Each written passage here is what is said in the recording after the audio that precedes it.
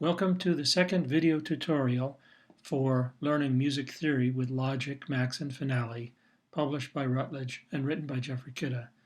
In this video tutorial, we'll discuss certain advanced rhythm concepts, such as loops, tuplets, metric modulation, and we'll also take a look at two devices created with Max MSP, two patchers, that will help us learn about rhythm, the rhythm generator, and mouse click melody.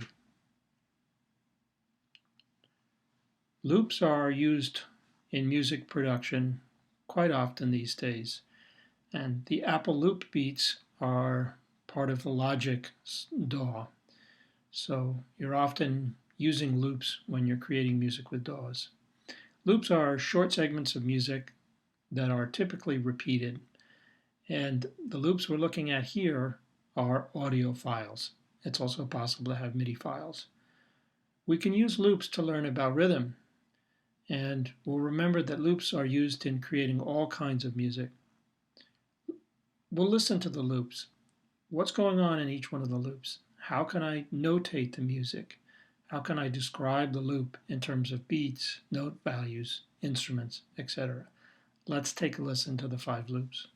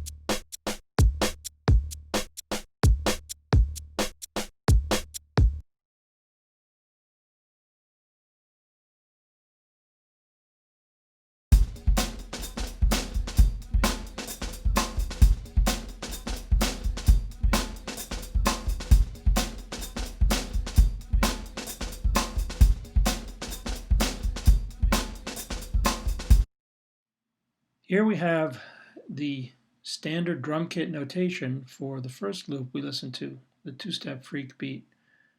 And in that notation, the hi-hat is the 5th or the top line, the snare is indicated in the 3rd space, and the kick or the bass drum is on the 1st space.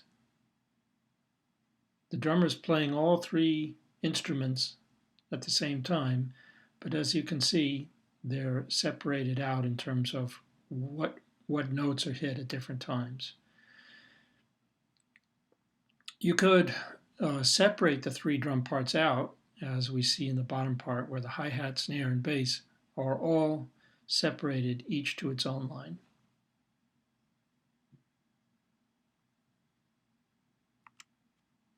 Finale also has drum loops, and these are in the groove menu item. These are MIDI-based drum loops. If you take a look at these loops, they're all 1 measure long, and you can notice that there are some different types of note heads, like the X-shaped note head, and then also some double note heads. These all indicate that different parts of the drum kit are being played. Tuplets. In simple meters, we can subdivide beats by even numbers with regular note values, such as 8th notes, 16th notes, etc. So as an example, in common time, we subdivide a beat into 2 with eighth notes, or we subdivide a beat into 4 with 16th notes. In simple meters, we can also subdivide beats into 3 parts with triplets. In compound meters, the beat is normally subdivided by 3. Each beat in a 6/8 meter is 3/8 notes long, or a dotted quarter. We can subdivide beats by odd numbers greater than 3 by using tuplets. Subdivision into 5 parts are called quintuplets, into 7 parts are called septuplets, and into 9 parts are called nonuplets. All these are possible. In compound meters, other tuplets are sometimes used to divide the beat into even numbers, such as a 2-part duplet or a 4-part quadruplet. Below, we see the music that represents quintuplets and septuplets based on different note values in common time. Steady quarter notes are being heard in the bass part, and in the treble part, we see the quintuplets and septuplets. Let's take a listen to this logic session.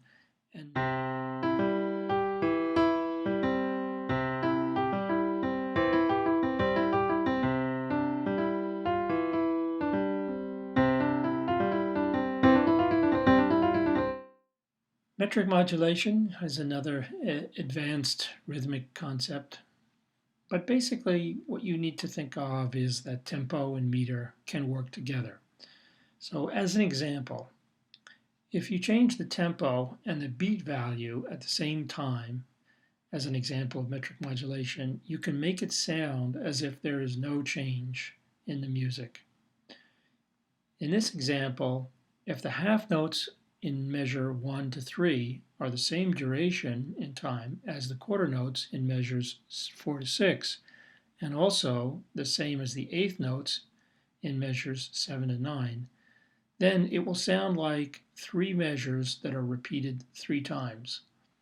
The tempo slows down while the beat value changes.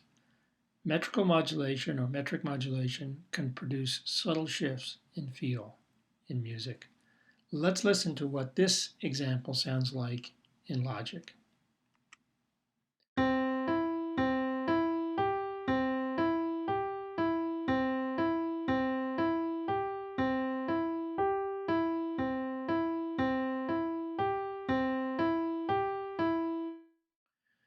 The rhythm generator is a device that generates single beat rhythms randomly, one after the other. We could use it to create drum loops or continuously varying drum parts or rhythmic exercises. We could also use it to practice rhythmic dictation, where you're going to write down the notation of a rhythm that you're hearing. We can also think about the way the rhythm generator is something that is a little bit similar to what's happening in creating certain kinds of music that use algorithmic drum parts. So this is a big part of many types of EDM. One of the things we could do with this rhythm generator as well is send the MIDI output to a DAW so that we can see the notation, or we could use it in some other way.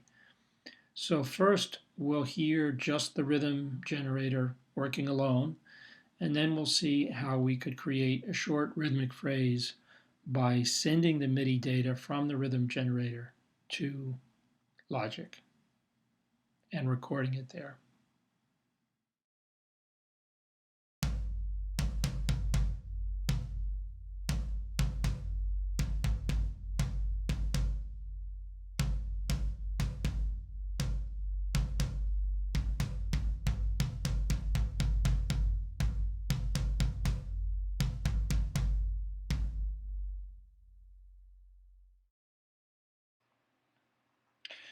What's happening here is that we're going to set up trigger notes to stop and start the rhythm generator. The trigger notes are in instrument 1, the first track in Logic, and they're being sent to the rhythm generator.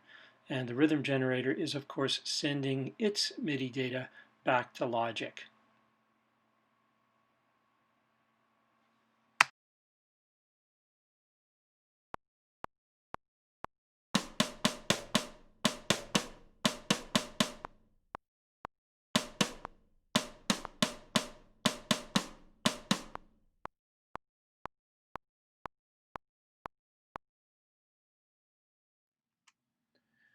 Finally, we have another device that will help us learn how to perform rhythms.